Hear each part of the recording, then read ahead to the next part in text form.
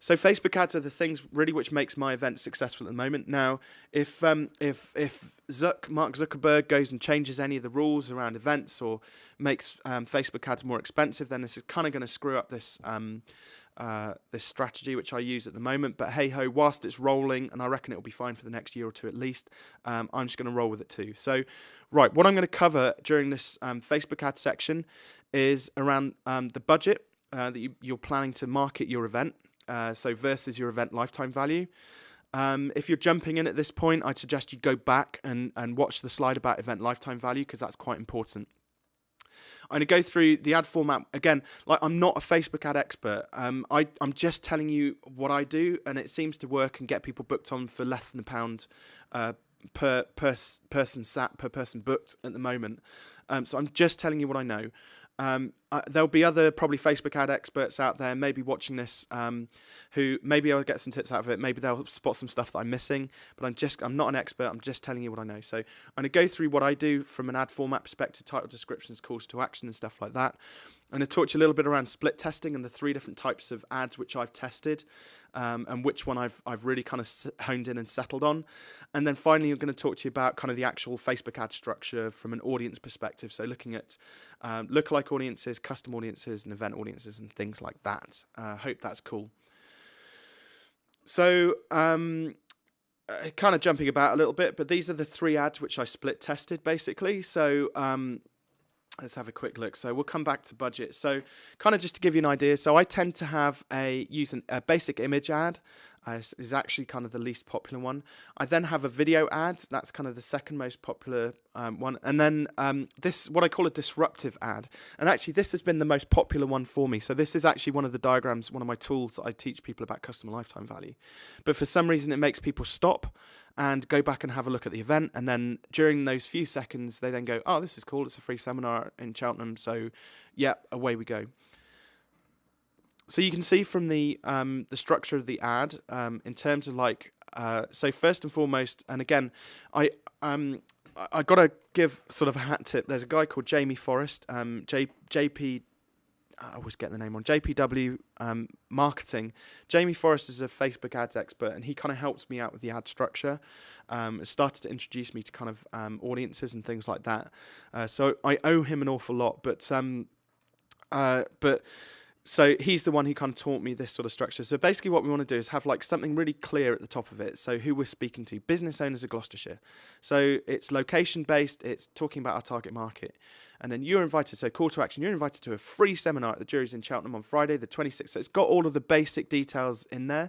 And then if they click more, it's going to get them, give them a few more details about what this seminar is going to do for them, basically. So there's like 3 bullets and a couple of other details in there.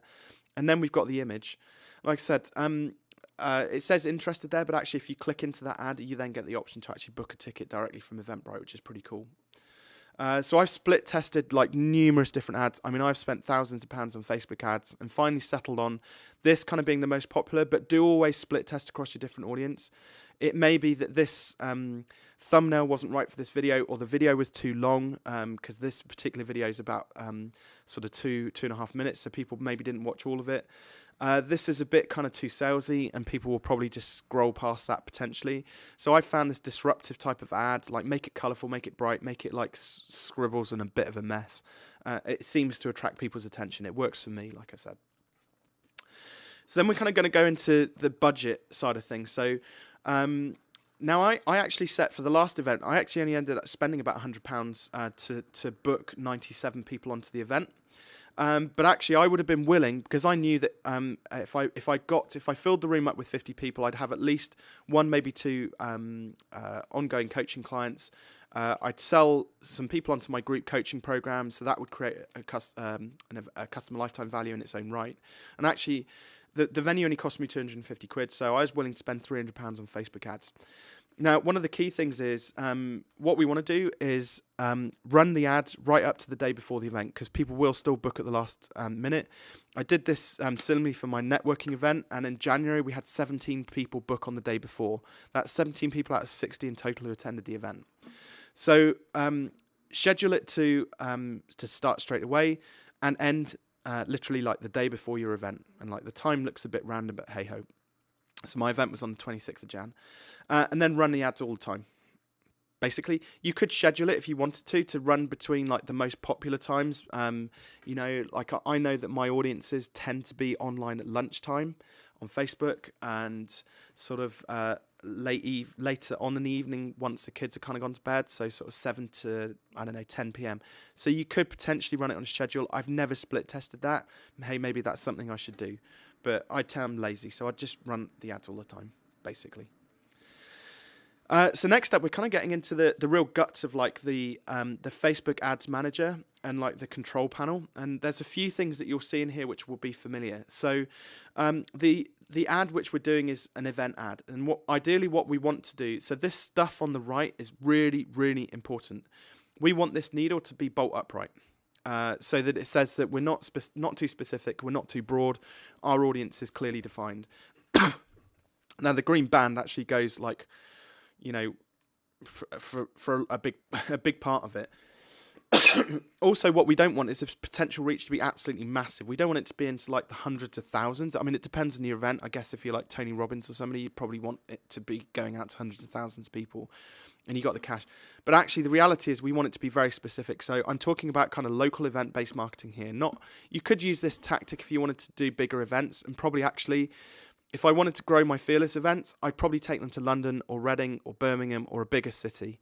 You know, so that's one way of doing it. Like, I'm not going to draw people into an event in Cheltenham. Like, let's be fair. Well, I do, but not from outside of Gloucestershire, probably. And then the other thing is this estimated daily results. So what I try and do is I'll adjust my budget basically to make sure that the reach is somewhere approaching 1,000 people a day. Because then when you start reaching 1,000 people a day, you get this this second bar appear, which is for the estimated number of event responses.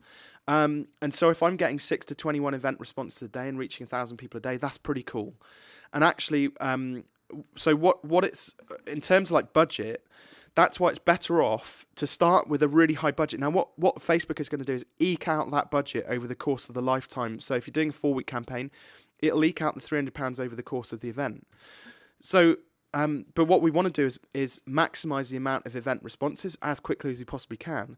So we may only be willing to spend 300 quid, but if you're brave with your budget and stick in 300 quid, knowing that you'll probably get everybody booked on in that first week, and it'll only cost you 100 quid. I mean, Facebook's like, woohoo, this person's like going to spend 300 quid. So they're like, yeah, let's just throw this out all over the place, and we'll get loads of engaged people, and we'll give it to the right people. But actually, what you do is you spend 100 quid, get your 70, your 97 bookings, and switch it off, and you've only spent 100 quid. So actually being brave with this this budget and the scheduling is like absolutely vital. And ideally, like I said, we want to get to this point whereby we've got this estimated daily reach up over 1,000, and this event responses thing pops up, because that's just triggered something in Facebook's algorithm to say this guy's promoting events and he's got a budget for it. So I'm not going to go too much into creating custom audiences. There'll be loads of advice and tips and tricks and stuff like that out there. How I do it is I create a basic custom audience of everybody who's attended my events in the past and pump that into Facebook. At the moment it's about 600 or 700 people. And then I create a lookalike audience based on that of the and basically how lookalike audiences work is they give you the closest 1% of people so I've chosen, in terms of my lookalike audience, people based in the UK. So there's 41 million registered Facebook users in the UK. So that any lookalike audience you create, the first 1% will always be, if it's UK targeted, 410,000 odd people. And that seems like a lot, and you'd be like, oh, that's too many. That's not very targeted. But actually, what it's done is, out of the 41 million people it's got to pick from in the pool, it's chosen 1,000 people who the 1% of people who look the most like that initial list of people who've attended events. If that makes any kind of sense? So it should be the 414,000 people who are most closely associated to my target market. Next up, and this is one of the biggest mistakes actually. So first of all, when I my first event I did where I was booking people for like £7 to £10 per seat. I didn't have a lookalike audience like this. I didn't have a location.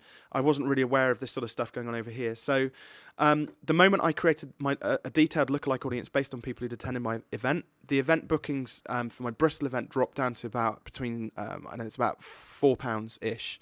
So it halved pretty much. The next thing is this location thing here. Now, most people will go, my event's in Cheltenham, so I'll do a 40-kilometre radius around Cheltenham. Now, again, that's quite vague. So there's something called polyagonal searches. This is probably the stuff that like Facebook ad gurus don't want you to know, because they're like, this is our secret source. Like, why this guy's telling you, like, this is the secret source I'm giving you now, and it works for me. And hey, by the way, like when you're first starting out with Facebook ads, like the money you spend isn't wasted, it's information gathering. Like, you will waste a lot of money on Facebook ads before you get it right. I certainly have. So I'm trying to save you a few quid here. So GL12 is what we call a polyagonal postcode search. So it's not, basically, it's a very specific, like, grid on a map of where that location sits. And what happens is we're going to target people who specifically live in that location, because we know that they're more likely to come to our event because they live closer to it. So if you want to know more about this, like, you're going to have to join. I'm not going to give you this list. You can go and find your own postcode lists if you want to.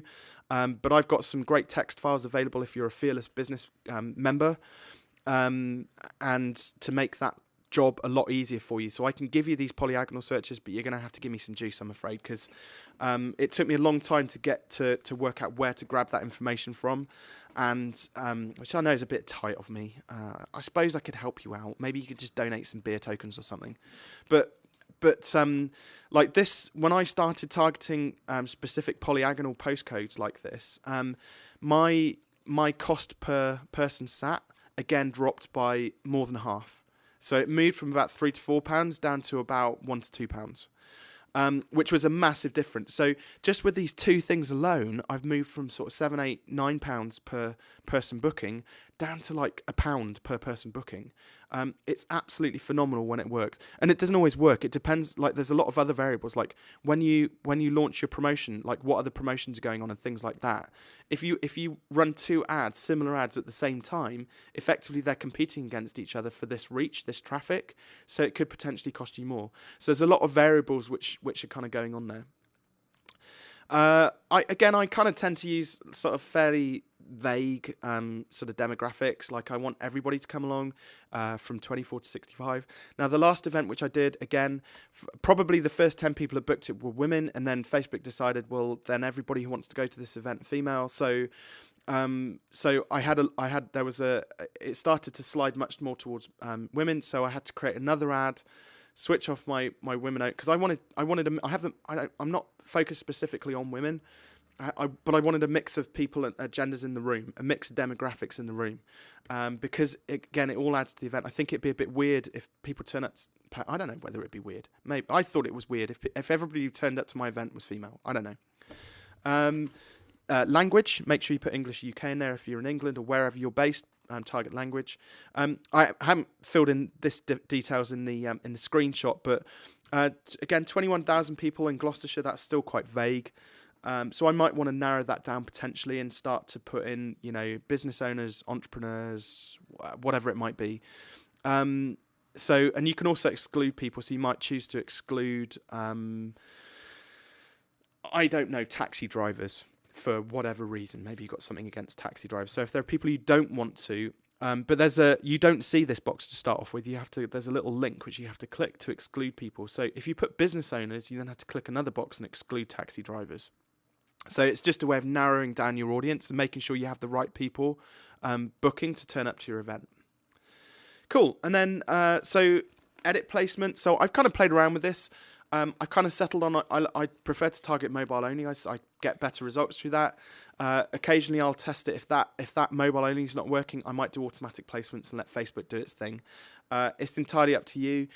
You've also got there's various different things. I mean, I would look at just look at Facebook's help pages around kind of the different types of platforms, and what's going to work best for your event. And kind of, again, it will depend on your audience. But for me, mobile only or automatic placement, absolutely fine. Whether you push it across to Instagram or not, it's entirely up to you if you've got an Instagram following. Optimize for ad delivery. We want event responses. bid amount automatic, so let Facebook do its work.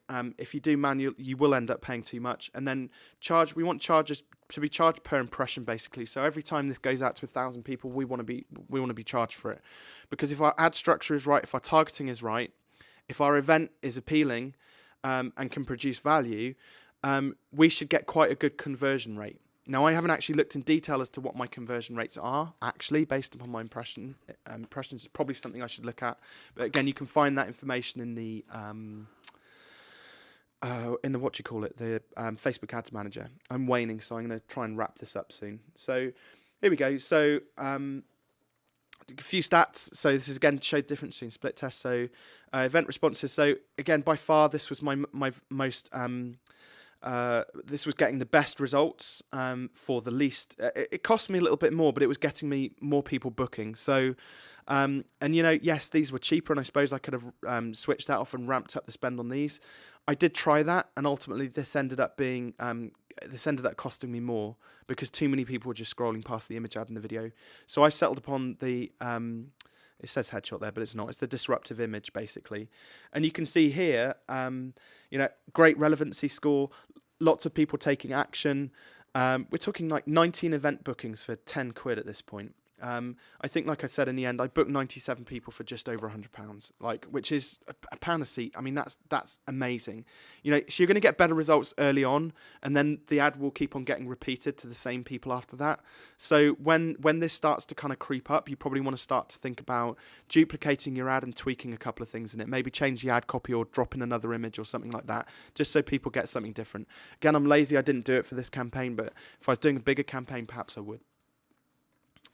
So that's that, basically. So if you've got any questions, jump onto the either the Business Startup group on Facebook, hit me up. So you can just search on Twitter for Robin Waite, on Facebook, Instagram. I'm all over that. You can buy one of my books, Take Your Shot. They're both on or Online Business Startup. They're both on Amazon. And if you want to know more about Facebook ad side of things, then get yourself booked in for a consultation with me. The consultation won't focus on Facebook ads, by the way. I tend to look at a much more strategic perspective of your business, and we will be talking about whether business coaching is something for you. But hey, get in touch if you've got any questions. Pop them into the feed below, and I will be sure to come back to you.